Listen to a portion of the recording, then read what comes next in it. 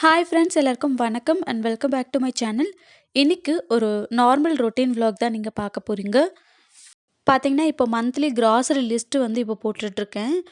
இந்த மாரி நம்ம வீட்லருந்து போகும்போதே மந்த்லி கிராசரி லிஸ்ட் எல்லாமே நம்ம எழுதிட்டு போயிட்டோம் அப்டின்னா, வாங்குறதுக்கு ஈஸியா இருக்கும். எதையும் மறந்துட்டு வந்துர மாட்டோம்.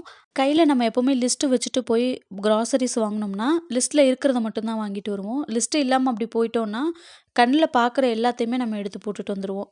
அதில வீட்டுக்கு வந்ததுக்கப்புறம் தான் தெரியும், பாதி வீட்ல இருக்கும், பாதி இல்லாம இருக்கும். அந்த மாதிரி இருக்கும்.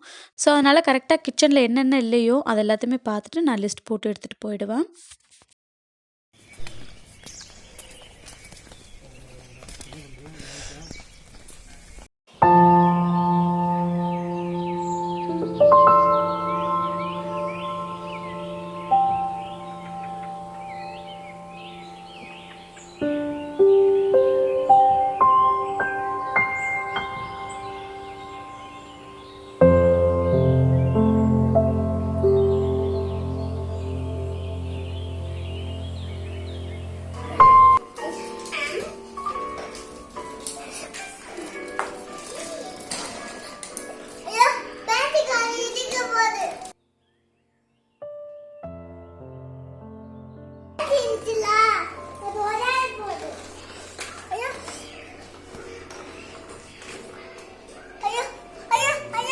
என்ன ஐயோ இறங்கி போய் எடுப்போ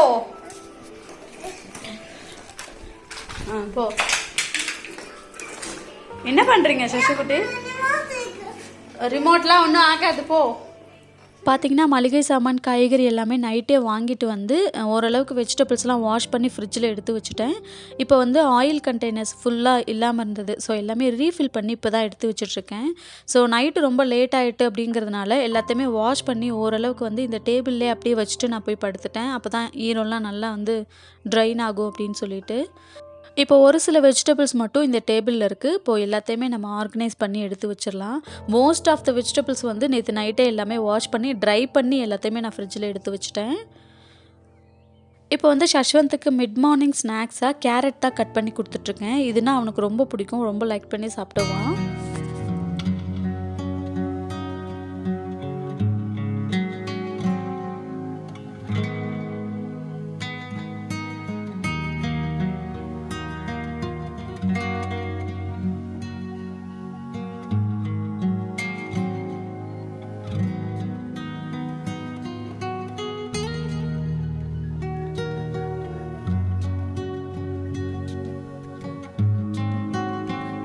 இப்போ லஞ்ச் ப்ரிப்பேர் பண்ண ஆரம்பிச்சிட்டேன். இன்றைக்கி லஞ்சுக்கு egg rice with chicken pepper gravy தான் நான் ப்ரிப்பேர் பண்ண போகிறேன்.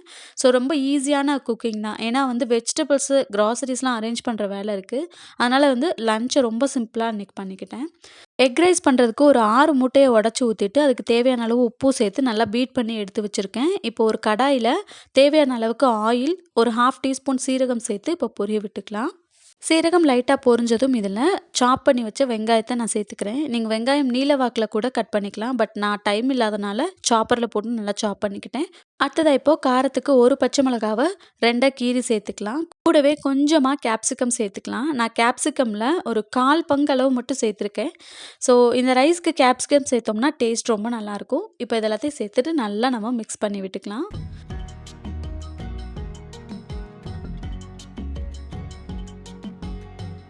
வெங்காயம், பச்சை மிளகாய் வதங்கினதும் இதில் நம்ம உப்பு சேர்த்து நல்லா மிக்ஸ் பண்ணி வச்சுருக்க முட்டையை சேர்த்துக்கலாம். அதில் சேர்த்துட்டு எல்லாத்தையுமே நல்லா மிக்ஸ் பண்ணி விட்டுக்கோங்க.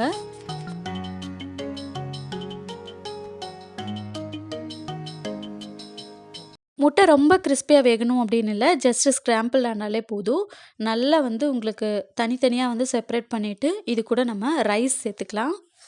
நான் வந்து இன்றைக்கி 3 பேர் சாப்பிட்ற மாதிரி தான் ரைஸ் சேர்த்துக்க போகிறேன். அதுக்காக தான் நான் ஒரு 6 முட்டை அளவுக்கு நான் சேர்த்துருக்கேன்.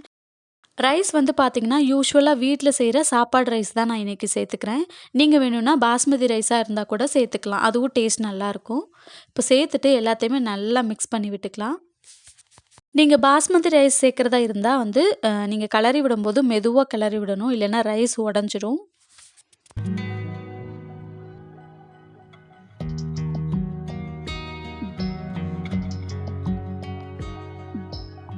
நெக்ஸ்ட் இதில் வந்து நான் கொஞ்சமாக வந்து பெப்பர் தூள் சேர்த்துக்கிறேன்.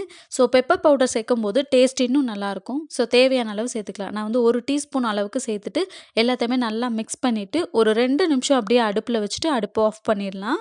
அவ்வளோதான். ரொம்ப ரொம்ப சிம்பிளான எக் ரைஸ் வந்து ரெடி ஆகிடுச்சு. ஸோ வீட்டில் நீங்களே வந்து குழந்தைங்களுக்கெல்லாம் செஞ்சு கொடுத்தீங்கன்னா இந்த மாதிரி வெரைட்டி ரைஸ் ரொம்ப வந்து லைக் பண்ணி சாப்பிடுவாங்க. சம்டைம்ஸ் வந்து முட்டை சாப்பிடாத குழந்தைங்க இருந்தாங்கன்னா இந்த மாதிரி செஞ்சு கொடுத்தீங்கன்னா ரொம்ப லைக் பண்ணி சாப்பிடுவாங்க. கடைசியாக கொஞ்சம் கொத்தமல்லி சேர்த்துட்டு நம்ம அடுப்பை ஆஃப் பண்ணிவிட்டு இறக்கிடலாம். ஸோ ரொம்ப ரொம்ப டேஸ்டான முட்டை சாதம் இப்போ ரெடி.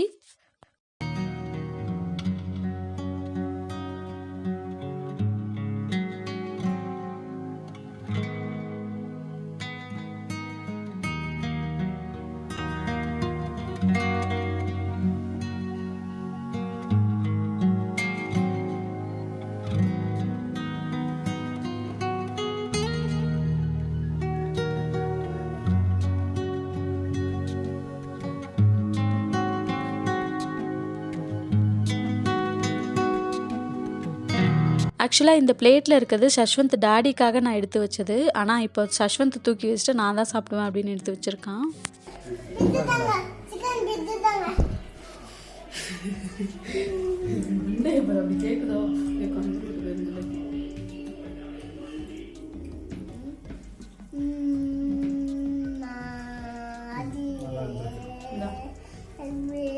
ஏய் சாப்பிட்றா எடுத்து சசுமா சாப்பிட்டு எடுத்து சாப்பிடுங்க.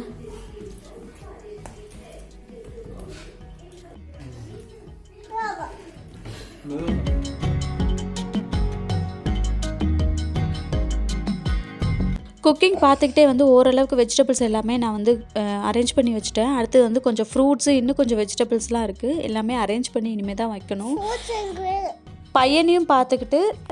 பையனையும் பார்த்துக்கிட்டு வெஜிடபிள்ஸும் வாஷ் பண்ணி ட்ரை பண்ணி அதுக்கப்புறமா நம்ம உள்ளே அரேஞ்ச் பண்ணி வைக்கிறது கொஞ்சம் வேலை அதிகம்தான். ஸோ அதனால் வந்து கொஞ்சம் கொஞ்சமாக தான் நான் எல்லா வேலையும் பார்த்துட்ருக்கேன். இப்போ பார்த்திங்கன்னா க்ராசரிஸ்லாம் இந்த பேக்கில் தான் வாங்கி வச்சுருக்கேன். மெயினாக கொத்தமல்லி புதினா எல்லாமே காய வச்சுருந்தேன் இல்லையா, அது எல்லாத்தையுமே இப்போ க்ளீன் பண்ணி எல்லாத்தையும் ஒரு டப்பாவில் போட்டு வைக்கணும். அடுத்தது வந்து பார்த்திங்கன்னா மோஸ்ட்லி இப்போல்லாம் வெஜிடபிள்ஸ் எல்லாமே நான் ஜிப்லாக் கவரில் தான் ஸ்டோர் பண்ணி வைக்கிறேன். அதுலேயும் கேரட்லாம் பார்த்தீங்கன்னா வாங்கின ஒரு வாரத்திலே வந்து அங்கங்கே அழுகி போயிடும். பட் இந்த மாதிரி ஜிப்லாக் கவரில் போட்டு ஸ்டோர் பண்ணி வைக்கும்போது கிட்டத்தட்ட 1 மாதத்துக்கு மேலேயே உங்களுக்கு அப்படியே ஃப்ரெஷ்ஷாக இருக்குது. கண்டிப்பாக உங்கள் வீட்டில் இந்த மாதிரி ஜிப்லாக் கவர் கிடச்சிதுன்னா ஸ்டோர் பண்ணி வைங்க. நான் ஜிப்லாக் கவர் வந்து காசு கொடுத்துலாம் வாங்கலை. ஜஸ்ட்டு வந்து இந்த க்ரீன் பீஸ்லாம் வாங்குவோம் இல்லையா, அது ஜிப்லாக் கவரில் தான் வரும். ஸோ அந்த கவரை நான் பத்திரம் பண்ணி எல்லாமே வந்து ஜிப்லாக் கவரில் ஓரளவுக்கு இப்போ ஸ்டோர் பண்ணி எடுத்து வச்சுருக்கேன். பாருங்கள், இந்த மாதிரி எல்லாமே ஜிப்லாக் கவர்லேயே போட்டு வச்சுட்டோன்னா ரொம்ப ஃப்ரெஷ்ஷாக இருக்கும். இதெல்லாம் நைட்டே நான் வாஷ் பண்ணி எடுத்து வச்சது தான்.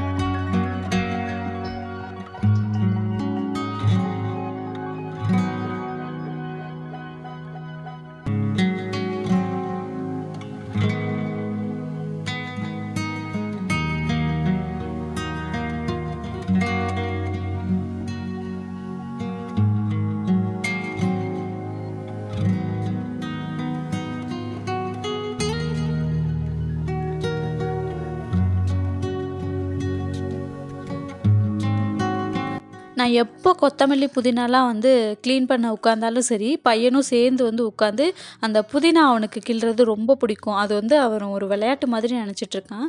ஸோ எப்போ வந்து நான் க்ளீன் பண்ணாலும் சரி, அவனும் வந்து உட்காந்து க்ளீன் பண்ண ஆரம்பிச்சிடுவான். ஸோ கொஞ்சமாக தான் பண்ணுவான். பட் நமக்கு வந்து நல்ல ஒரு சாட்டிஸ்ஃபேக்ஷன் இருக்கும். நம்ம கூடயே பேசிக்கிட்டே உட்காந்து வேலை. என்ன பண்ணுறீங்க?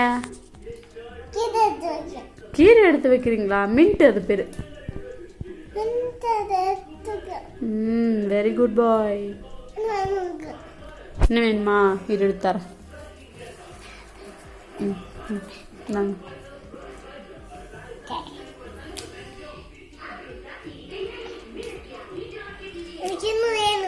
என்ன வேணும்?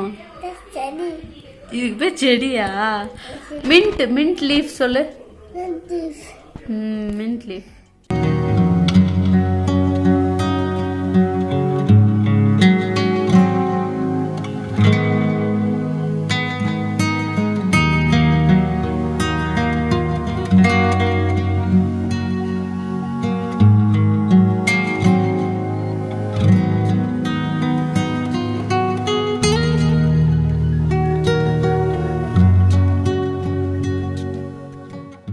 கொஞ்ச நாளாக இங்கே கிளைமேட் வந்து கோத்தகிரியில் இப்படி தான் இருக்குது. ரொம்ப மிஸ்ட் அதிகமாக இருக்குது. ஸோ ஆப்போசிட்டில் வரவங்க கூட யாரும் தெரியாது. இந்த டைமில் டிரைவிங் பண்ணுறது கூட ரொம்ப கஷ்டம். ஆப்போசிட்டில் வர வண்டி கூட எதுவுமே தெரியாது.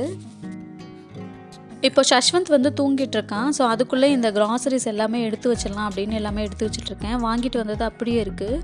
எதையுமே இப்போ நான் ரீஃபில் பண்ண போகிறதில்ல. ஏன்னா வந்து ஆயுத பூஜை வருது இல்லையா? ஸோ அதுக்கு முன்னாடியே ஒரு 2 டேஸ்க்கு முன்னாடி வீடு ஃபுல்லாக வந்து நான் டீப்பாக க்ளீன் பண்ணுவேன்.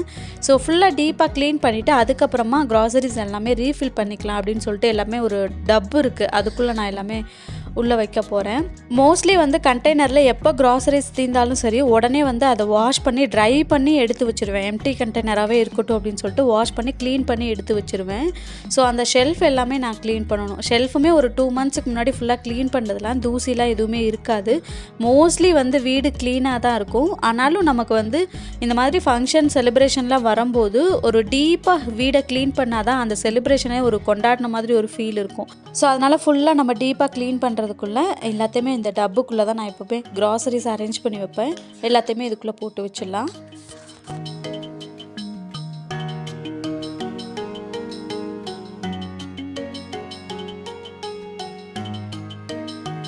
இப்போ ஈவினிங் வந்து பார்த்திங்கன்னா 5 o'clock ஈவினிங் நான் ஜாகிங் போகிறதுக்காக வெளியில் கிளம்பி வந்துட்டேன்.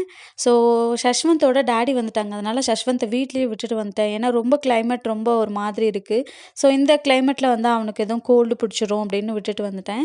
ஸோ கிளைமேட் பாருங்கள் எப்படி இருக்குது அப்படின்னு ஒன்றுமே தெரியல. அந்த அளவுக்கு நல்ல மிஸ்ட் இருக்குது.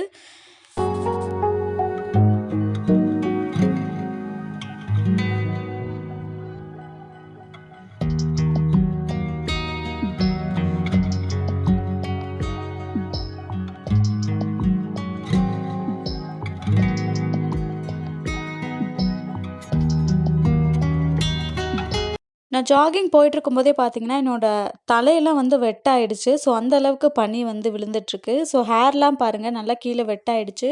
ஸோ என்னோடய ஹேரை தொட்டு பார்த்ததுக்கப்புறம் தான் சரி ஈரமாயிடுச்சு. சரி கிளம்பலாம், இதுக்கு மேலே இருந்தால் ரொம்ப கோல்டு பிடிச்சிரும் அப்படின்னு சொல்லிட்டு நான் வீட்டுக்கு கிளம்பிட்டேன். ஸோ இன்றைக்கி வீடியோ இதோட முடியுது. வீடியோவோட எண்டுக்கு வந்துட்டோம். இன்றைக்கி வீடியோ உங்கள் எல்லாருக்கும் பிடிச்சிருக்குன்னு நினைக்கிறேன். வீடியோ பிடிச்சிருந்தா சேனலை சப்ஸ்கிரைப் பண்ணிவிட்டு பாருங்கள். அப்போ தான் நெக்ஸ்ட்டு வரக்கூடிய வீடியோஸோட நோட்டிஃபிகேஷன்ஸ் உங்களுக்கு கரெக்டாக கிடைக்கும். ஸோ இதே மாதிரியே வேறு ஒரு இன்ட்ரெஸ்டிங் வீடியோவில் நம்ம மீட் பண்ணலாம். தேங்க்ஸ் ஃபார் வாட்சிங்.